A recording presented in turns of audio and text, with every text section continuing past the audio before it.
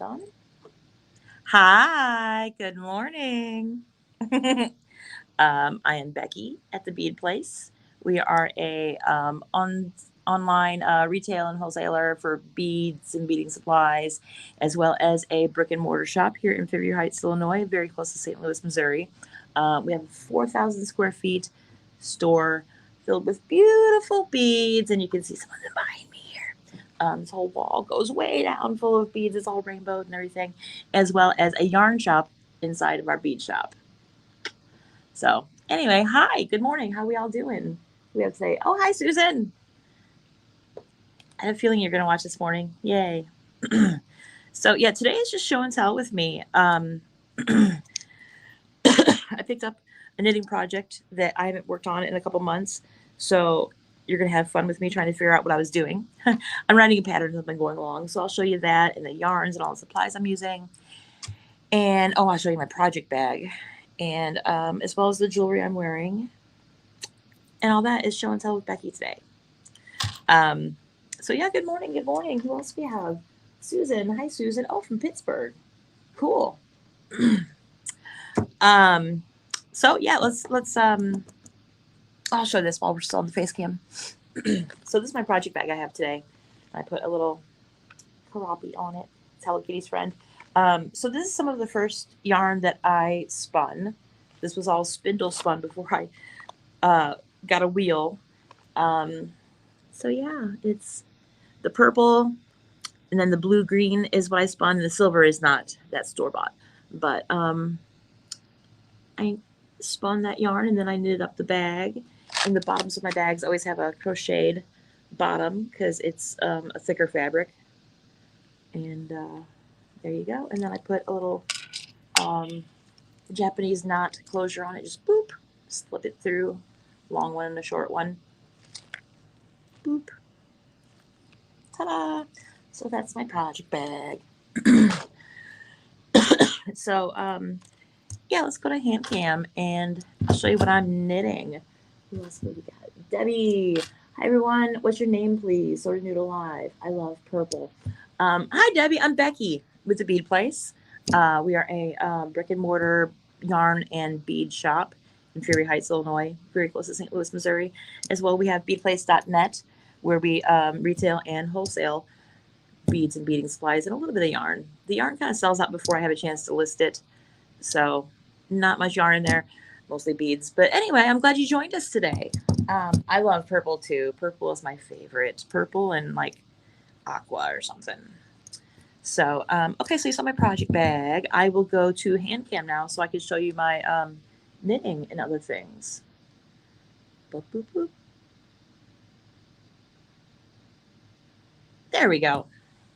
So last night we had our Wednesday night live, like we do every Wednesday, 7 p.m. Central Time, and I made a fire polish stack wrap bracelet. So that's what I made. 3 colors of the fire polish. I put a little bird and that on there, and the abalone. I think Susan, who was in chat, was there most of the time last night. Watched me make the bracelet. And the chain is just there because it helps size it, and anybody can wear it. And there's some charms there. Because it's cute. Yeah, fleur de lis and a sugar skull. And that's that. Yeah. Hey, what you doing, Abby? Abby's with us now. Hi. What I miss? Did you show them your beautiful projects? I showed him my project bag and my bracelet, and I was just getting to the project. Awesome. Cool. Yeah, we have somebody new in chat, Debbie. Hello, hello. So Debbie says, hi, everyone. What's your name, please? Sort of new to live. So Becky is who was just talking, and I'm Abby. Abby is the owner of our beautiful establishment, and I'm her assistant. That's funny. Sidekick. I kind of prefer the word sidekick. Sidekick is fun. Yeah. So, as Becky probably told you a minute ago, we primarily are a bead store. However, we have a full-size bead or yarn store within our bead store. So today we thought we would show you some kind of fun yarn stuff. Yeah. So Becky's got a beautiful shawl that she is Yeah. working on writing a pattern for. I was just telling him that I haven't worked on this in a couple months, so pick it up and let's figure out what I'm doing together. Yeah, sounds good. Yeah, I've been writing it down as I'm going along, but you know. So, Debbie says, Abby, do you do yarn stuff? I do yarn stuff. I do yarn stuff. She said doo-doo. So, we actually, so not only do we all do yarn stuff here, but we recently, within the last couple of years, have brought out yarns under our house brand. So we have our TBP line of yarns. The first yarn we brought out under our house brand was Look at that. our polychrome, which is like a sock weight yarn. So it's 75% wool, 25% nylon, and it's a single ply, which I love. So Becky, do you want to tell them what single ply means and show them what it means while I drop the link? Yeah, so single ply, you can see it on my finger there. It's a single. There's nothing like, you know how like most yarns like this, you can like untwist it and you can see that there are like a few different strings in there just kind of plied together. Single ply is just one continuous piece of wool, not tied in with anything else like a lot of other yarns are. So yeah, single are fun. This has a slight halo on it. It's really pretty, just a little bit of fuzz, you know, not a whole lot. It's really pretty. So what are the other colors? So this is our new color, Nebula. We just brought this out a couple weeks ago. It's so new that it's not on the website yet, but I just linked the other colors of polychrome in chat for you guys. This is one of my favorites. This is the Wildflower colorway. And with this kind of yarn, you kind of have to look at it from the side to see all the beautiful colors. Gotta make it bloom a little bit. Isn't that pretty? Gorgeous. Reminds me of a George O'Keeffe painting. Yeah. And then this one is Love Is. Love Is. I named that one. Beautiful rainbow. Rainbow colors. Polychrome. This next one is Parrot. Parrot. Because it reminds us of a tropical bird. And it has some dark in there too. There's a little bit of dark gray hiding in there. So it just kind of grounds all the colors. Yeah. I have a project going with that at home. Maybe I'll bring that in sometime soon. I'll show you guys. And then this next one is one of our most popular colors as well. This is Narwhal. Narwhal. Well, we can barely see it. It's so tall. There you go. Kick the other ones out of the way. Move out of the way. So this reminded us of like northern oceanic kind of beautiful wintry mystical. We know narwhals are a real animal, but they to us kind of live in the camp unicorn kind of. They're cool. Yeah. So 1, 2, 3, 4, 5 colors. A special for you guys. If anyone orders any yarn, it doesn't have to be polychrome. Why don't I just link the whole yarn section? Yeah. If anybody orders any yarn today, you will receive a pack of Rolox. And I'll show you what they are in a minute when I get to my project. Becky's going to show you the Rolox. So Rolox, these are extra cool. So when you're knitting in the round and you get to, Abby can explain this better. Yeah, I can explain that better. So why don't I just grab my, okay. Why don't I grab my knitting and I'll show it on mine. Yeah. Do you want to tell them if they want to order Nebula, they can put it in the order note? Yeah. So if you want to order Nebula, it's not listed as a colorway on our website yet. It will be hopefully this week. Just order any other polychrome, and in the notes, make sure to say in the notes that you want the one that says Nebula. 1 ball of Nebula, or 5 balls, or whatever you want. It is, like she says, 75-25 wool and nylon. It is how many? 400 meters in here. So that is what's in there. Enough to do a pair of socks. Oh, definitely. Yeah. So if you want the Nebula colorway, order any other color of polychrome. In the notes, say, I would like Nebula, please. Do you want to trade me? Yeah. So here's Abby. Oh, earthquake. Sorry. Earthquake. Okay, so I'm the kind of person where like when I'm knitting, I have to wait until I'm at the end of a row to stop, because if I don't wait till I'm at the end of the row, bad things will happen when I try to pick it back up again and figure out where I am. So a lot of times we figure out that we are at the beginning or end of a row because there's a stitch marker there. So this is just a big specialty stitch marker. What's cool about this stitch marker, it has this little tension slit in there, and I'll show you guys how to use that. So a lot of times when we get to the end of the row, let's put the knitting down. Okay, go to the bathroom, go eat, whatever. And we come back up, but by the time we have picked our knitting back up out of our bag, or the cat has tried to steal it a couple times or whatever, our stitch marker has fallen off because, it just falls off the end of the needle. So a lot of people, in order to get around that, knit a couple stitches into that next row. That hurts my brain. But that is like against the rules for me, because once I start that next row, I have to finish that next row. And sometimes I get stuck in this eternal loop of just like, okay, I've gone a little too far into the next row. I have to finish it. Okay, I got to lock my stitch marker in somehow. I got to go into the next row. And then I just am eventually standing outside the bathroom door for 2 hours dancing while casting off. One more row. Right, exactly. So instead of that, for our health and sanity, we have decided to share with you all the magic of row locks. So what a row lock does is it is just a stitch marker. So it operates in the way that it just shows you where you are in your knitting. But what we're going to do in order to utilize it to its full potential is we're going to find this little slit right here. And when we get to the end of the row, instead of knitting a couple stitches and getting stuck in that eternal loop, what we're going to do is we're just going to slide this little slit area down over the ribs between our live or active stitches. And then it's locked and it never falls off. So it's very cool. And then when you're ready to undo, you just pull it back up. It doesn't fall off on its own because the yarn is too big to go through the slit without you actually kind of pushing it through in most cases. Like even polychrome, which is a sock weight yarn, that is too big to go through. If you have lace weight yarn, maybe it could, but just kind of know what you're working with. But it's just magic. The other cool thing about row locks is that if you're a talker like I am, sometimes I'm knitting, and I'm like, okay, I'm talking to Becky, talking to you guys. Oh, I got to reset this up in a way. Okay, I'm distracted, doing other things, whatever. Oh no, I forgot to put my stitch marker back in. I wasn't paying attention.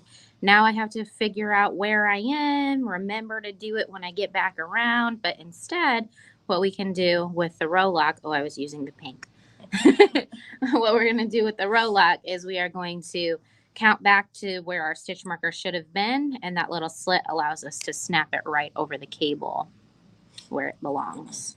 So it's a pretty cool little tool that we were excited to share with the world. You can show how to put it on my knitting in the middle of a row too. Oh. Sometimes I just have to set it down in the middle of the row because like my cat is doing something crazy or something. Yeah. I try not to, but so it happens. Just for comparison, I just want to show you guys, this is like a typical stitch marker. So it does not have a slit in it, whereas this does. And so it would be really easy to just snap that on any cable size, anywhere, if you need to count back and mark your stitches. And then it's also good for drop stitches. If you figure out like way down here, I dropped something, you can put it on there and it won't go anywhere. Exactly. So like, let's say Becky's getting ready to mark a stitch. All she would do is slide that on and keep knitting. Okay. Or a lock between those stitches too. Yeah. And see. There we go. I'm back. Becky's back. Yeah, so these are really cool. I like them a lot, the row locks. Abby's getting coffee. So another thing I keep in my knitting bag when I'm knitting is just a simple kind of smaller size crochet hook for drop stitches or something. I can just pick them up and put them back on. So that's a very good tool I always keep with me too. But Yeah, so let's see what I'm doing here. I wrote it down, and it will eventually be a pattern here at the bead place. I am doing a triangle shaped shawl, and this is the center spine here. So the neck would be up here, and then this is the part that goes near your tail. Oh, you don't have a tail? Just me? Okay, I have a tail. Anyway, um, some garter, some stockinette. I did some yarn over and two togethers here. It looks fancier. It's not. I did some drop stitches and I picked them up. Some more yarn overs. And then now I'm doing a Stephen West technique. I think he calls it the knit and slide. So I have two balls of yarn connected to my knitting right now. I have, okay, well, first of all, let me tell you what the yarn is. The yarn is Harmonia by Katya. We have these in the shop. So I'm using colorway 213 and 206. That is what I'm using. And they come in a cake like this, but I deconstructed them so I can use them for parts because I don't want to wait through the whole transition. I'm impatient like that. So I might do a row of this color and a row of that color and, a row of this color. So these are two of them that I've deconstructed. And right now I have two balls on the skein. I have, where are you? I have this one and I have this color. And I'm doing one row with each. And you're going to say, how can you do one row of each? Because when you knit, you go this way, you turn your work, and then you come back. Well, I will show you. Boop, boop, boop, boop, boop. This is all tangled.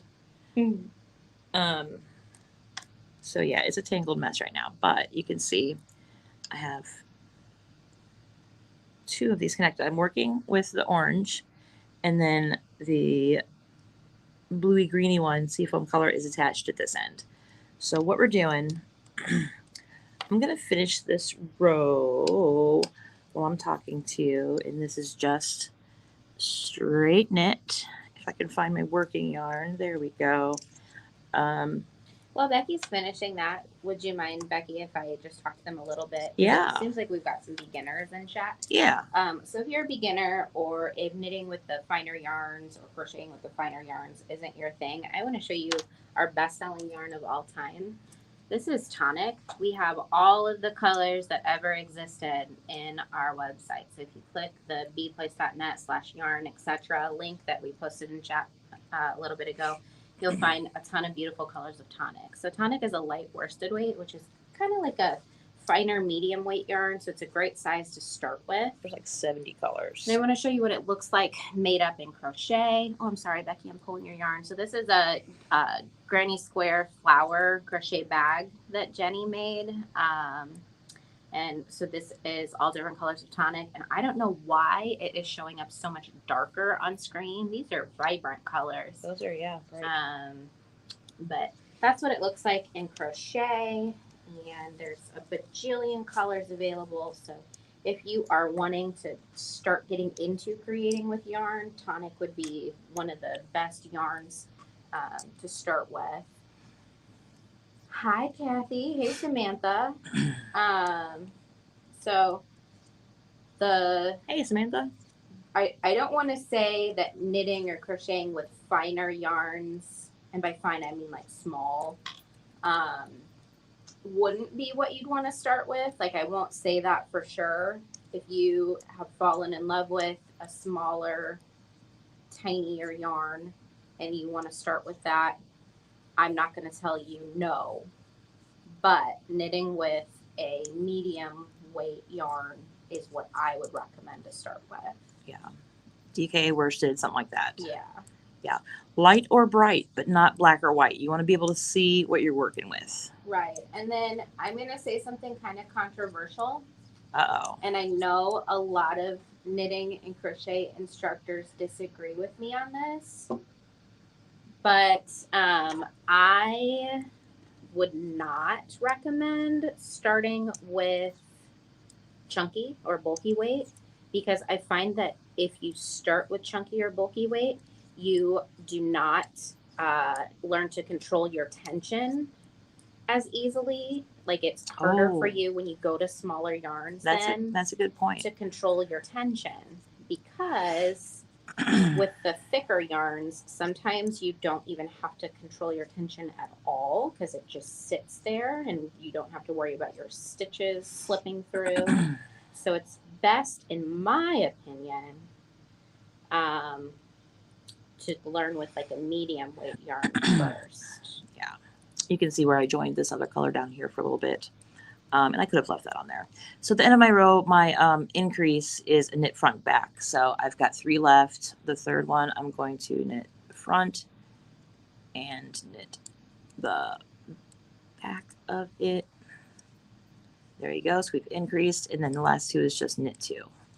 Okay, so the knit and slide. I think that's what Stephen West calls it.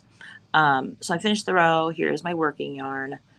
I have the seafoam colored ball attached at the other end, and I want to do a row of that color. So instead of, I would normally turn my work and work back this way. What we're going to do, we're going to pull the needle all the way through and back to the other end. And then back here is where I have my seafoam color on, ready to go. What? Yeah, so I'm going to do a row in that color.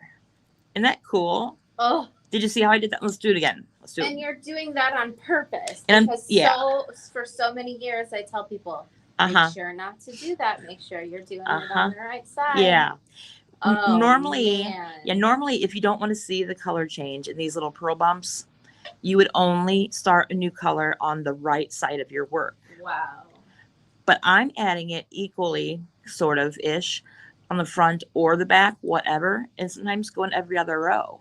And so that's how you get that look. And you will see the pearl bumps, but it looks intentional because it's all over. So yeah, so I'm at the end of, I just got done knitting this row with my orangey color. And instead of going back and knitting the orange row back, I'm sliding my whole knitting project down to this needle. And what was my left hand needle is now my right hand needle. Incredible. Does that make sense? Yes. So I'm just going to pick up here and like nothing ever happened. And I did the wrong end. There we go. Where is my seafoam yarn? Boop, boop, beep, boop, boop. Well, Becky is getting There we go. combobulated. There we go. I want to link in chat our new Instagram page for the yarn corner of our store. We decided, since the majority of our friends online are beaders, and maybe not necessarily fiber lovers, that we would create a dedicated space for our fiber lover friends. So if you want all the yarn content from us, make sure to follow us on our new Instagram page, which you can click the link that we just posted in chat to find us over there, or you can search the Yarn Corner at TBP, which stands for the Bead Place. Yeah. Okay, so here I am. I'm just going to pick up my seafoam colored yarn, and you can see the tail of my orange one where I added that. And I'm just going to leave it on for as long as I'm working with these two and just work with it. So Kathy says we need to start with Knitting for Dummies 101. Well, guess what, Kathy? We have classes. We have classes if you're interested in learning. And I know that Kathy is a local friend, but to any of you that are interested in learning to knit virtually from us, send us a message and we can see what we can do to get something together for you. Knit 2, and then this one again, I'm going to knit front back. That is my increase. I'm knitting the front and the back of the stitch before I take it off and transfer it to that needle. I didn't do it right. We did a lot of crochet coverage over the last couple weeks since we hosted M. Ryland for the guest presenter spot for Bead Extravaganza. So M is going to be teaching some classes in store, but if you are not local, Make sure to check out the replay of her presentation, which you can find on our YouTube channel, because her crocheted shrug is incredible. She's a really good instructor. She explains the why behind the how, so you understand why you're doing it, and therefore it makes it better. You understand it better, so you can do it better. Right, exactly. And she jokes around about everything, and she's fun. Yeah, well, what I love about the way she teaches is that she does it her own way, but she takes the time to explain what normally would be happening and why she chooses it to do her own way. Yeah. Which I think is great. So Becca's here, and Becca says, I love those row locks. Well, the row locks love you back, Becca. Yeah. And if I wanted to put one in right now, I could put it on this needle and just put it in this little yarn right there. Yeah, and then she could just walk away. Just walk away. Walk away. Walk away. Thank you for following our new Instagram, Susan. We appreciate that. Yeah. So what's cool about knitting and crochet is that it's loops through loops with yarn, and it's just variations of basic stitches that create these incredibly beautiful patterns, and even the basic stitches themselves are beautiful. You can see the pearl bump with the orangey color that I just did, and we're working with this color. Look how pretty it is. So yeah, I'm pretty excited. Usually I work with bright colors like this, but these are muted tones, and I just love them. There is some bright though. Earthquake. If I put some of this orange in there, it'll be brighter. Or the yellow. That is yellow, Becky. But yeah, it'll have all those colors eventually. But sometimes I just like to take apart the self-striping yarns. Those have really long color stripes, color blocks. And if I use that on project, I'm only going to see like 4 colors, and I want to see all the colors. So I just break it up and use it for parts, and maybe later I'll make like a all black shawl, and I'll put 1 stripe of this in there or something, you know? Fun. Yeah, my yarn supply is just, I treat it like paint. Am I out of orange paint yet? Yep. Here's my orange paint. Maybe I'll use a little bit on that project. Maybe I won't. Becca says colors are hard. Colors are hard. Oh, Abby has another show and tell for you. Yeah, so I just wanted to say that knitting and crochet, like I said, are just loops through loops, but they can create these intricate patterns. So this is a beautiful crochet pattern that Becky wrote that we featured for our yarn crawl this past weekend. And you may have seen a sneak peek of that pattern in previous live streams. And then this is the knit version of a similar idea. So we wanted to both do kind of flower patterns. And so you can get really kind of similar end products with the techniques. And it's just variations, like I said, of the loops through loops. Yeah. So these are the same yarn, different colorways, and they're both cowls. Yeah. Hers is done on what size needles did you use? 10. 10. So and that's I crocheted mine on a 4 millimeter, so that's why it's so tight. Yeah. But you could crochet this a lot looser, and it would, be more open, like Abby's is. But yeah, so I started off as a crocheter. I learned to crochet when I was about 10, and made myself some Barbie clothes, and forgot about it, and then picked it up. I don't know, 13, 15 years ago. I don't know. Anyway, and but after a while, I crocheted too much. I overworked my hands, and so I didn't want to give up yarn work because I have so much yarn at home and it's fun. So I taught myself to knit because it's different muscle memory. So when I was a crocheter, I saw all these knitted patterns that I liked. Like, well, how do I get that look in crochet?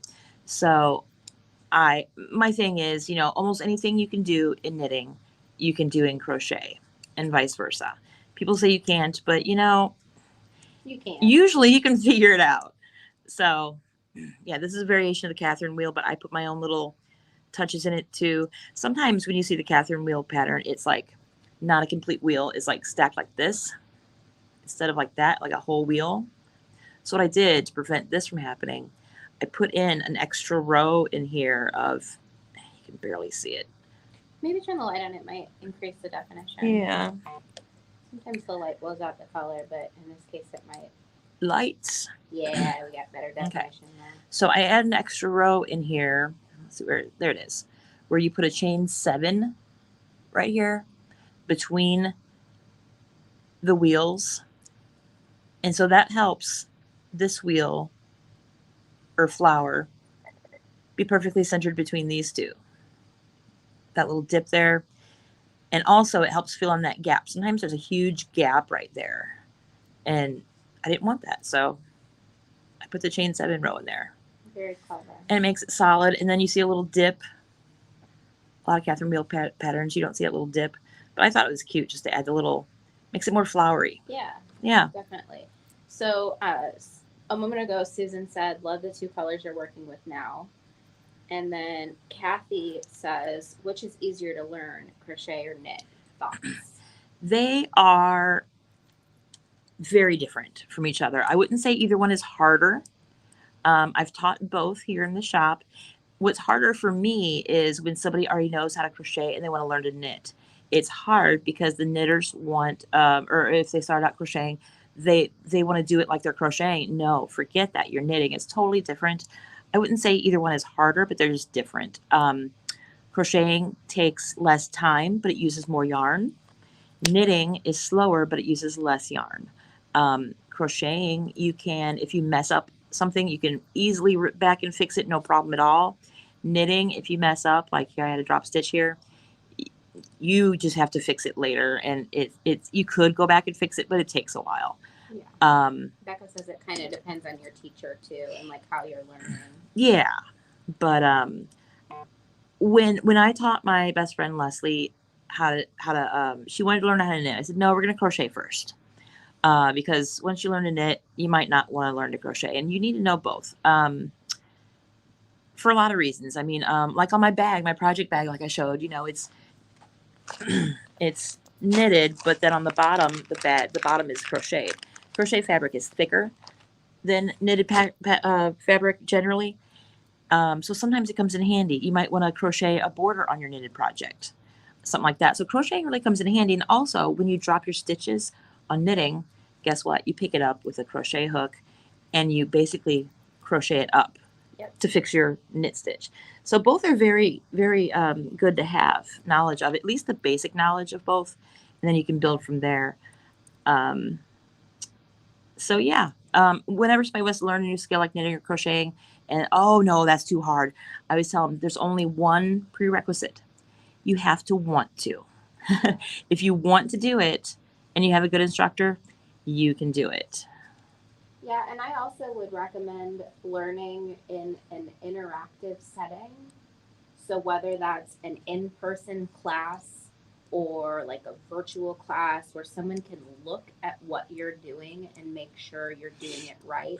Because when I first learned to knit, I knit for about 4 years with twisted stitches, which didn't allow my fabric to stretch at all. I just twisted it right there. It's hard to get into it. It's like, ugh, what are you doing? And it was like, why is it so difficult for me to knit? Well, it's because my stitches were kind of backwards. And if I would have had somebody kind of like sitting there looking at me doing it, it would have been easy to say, oh, hey, you're wrapping the yarn in the wrong direction. And that's why your stitches look like that. Just those little things. And you can ask specific questions and everything too. Definitely go out there and explore YouTube University, but make sure that you are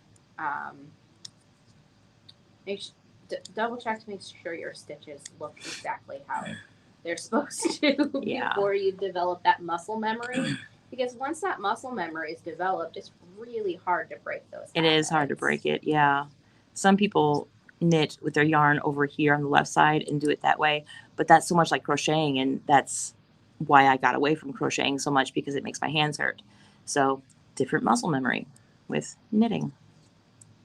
And for me, I learned to crochet first, and I knit continental, so I keep my yarn on the left side. And then you pick it? Yeah. And I throw. Yeah, so this is throwing right there. When you wrap it around like that, that is throwing. And if you hold it over here like Abby, I know I can hit. There we go. Picking. You pick it. Yep. And that's just weird for me. I've never even tried to do it that way because I don't know. I feel like it's faster. but Yeah, because you've learned that way. yeah, Yeah. And a lot of people say it is faster. I think it's more ergonomic. Yeah. But you do what works for you, though. Exactly. I was going to say, but if it doesn't quite work in with the way your brain works, Yeah. there's lots of different ways to get to the same goal. Yeah. Let's have some knitting needle ASMR. Everybody be very quiet for a minute, and I'm going to put this as close as I can to the speaker, and I want you to hear the noise my needles are making when they scrape each other. Which speaker should I use, Abby? That one. Just Okay. as close to the camera. I don't think Okay, listen.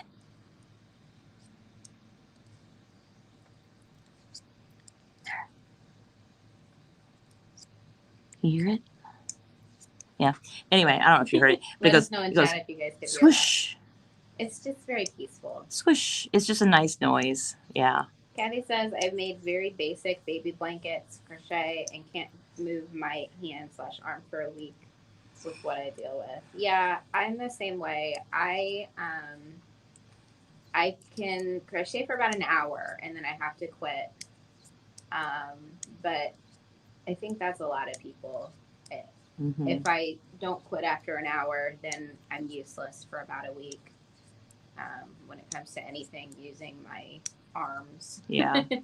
But I find that knitting for me is a lot more easy on my wrists and hands. Yeah. I could probably knit for about 3 to 4 hours a night before I start to feel it.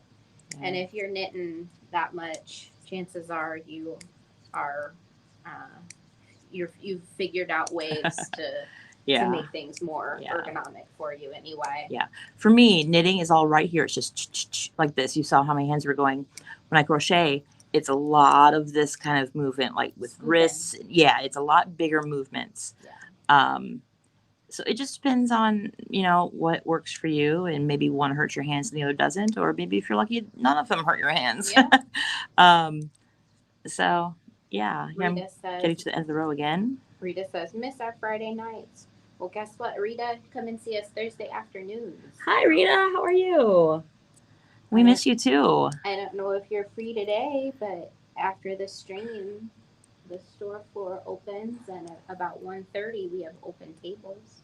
Yeah. And we've got a fun group with some of your friends and some of our friends. Yeah. And everybody would love to see you. Okay, so I'm at the end of that row, and I could turn around and knit back this way with this, but I'm going to do the knit and slide again. The knit and slide. I feel like it's like the cha-cha slide. Yeah, I think that's what he calls it. It's a Stephen West technique. I did not invent it. I'm pretty sure that's what he calls it, the knit and slide. So I'm just going to zoop all my project back down to this end where my orange yarn is hanging out. Yay. And where is it? Is it down here? Oh, it is down here. It's down here because I left it there. So I'm going to pick up. Okay. So, yeah. So now they're both down here because I just did one row with the blue. Yeah. So what I'm going to do is I'm going to carry the blue one up while I'm working with the orange. So to do that, I have these 2 yarns here. I just got done with this one, the blue one, and I'm going to start working with the orange one. I want to twist it just that way. So I'm locking in the blue one over the orange one. And then I'm going to start working with the orange one. And that's going to carry the blue up the side with very little visibility. There we go. Linda and Joan are 2 names that I can think of off the top of my head. I don't know if, it just kind of depends on, I don't remember specifically. We have some new friends. Who came when. And who you would know and who you wouldn't know. Yeah. But I know you'd know Linda and Joan. Yeah. Sometimes we have a different group of people. I think my friend Wendy might come today too. Cool. Yeah. Yeah, she had a late night last night, but we'll see. Yep, Kathy, who is in the chat right now, sometimes comes. Are you coming up today, Kathy? We would like to hang out with you. We would love to see you. Yeah. Becca will be here. Becca's in chat. Yeah, she needs to leave the house pretty soon. She's scheduled to start working at 1 o'clock. She might be on her way. Maybe she's in the car. Maybe her husband is driving her and she's in the car. I will be here. And Becky will be here. I'll be here too. And It's fun. Handful of other friends will be here. Yeah. All different projects, all different skill levels. And honestly, we sit around and laugh. And if we get our crocheting or our beading done, that's a bonus. Yeah. Yeah, it's fun. Well, I guess we're almost done. Abby, is there anything else you want to talk about? No, that's it. Okay. We said it all. Here's my knitting. I'm going to link in chat for you guys one more time our yarn section on the website. If you place an order anytime today, you will get a free pack of roll-ups. And if you want the colorway of Nebula, our new one, just order any other polychrome and in the comments put, I want Nebula. Very cool. That one's going to sell out super fast. I just know it. Yeah. Kathy says, maybe I have a sick puppy. Oh, no. Oh, no. Sorry. Well, I hope your puppy feels better. And I hope all of you have a fabulous day. Thanks for hanging out with us today. We will see you next Wednesday at 7 p.m. Central. And then next Thursday at noon Central. Yay. Or if you're local, we might see it in the shop today. Yeah. All right. Thanks, everybody. Bye. Bye.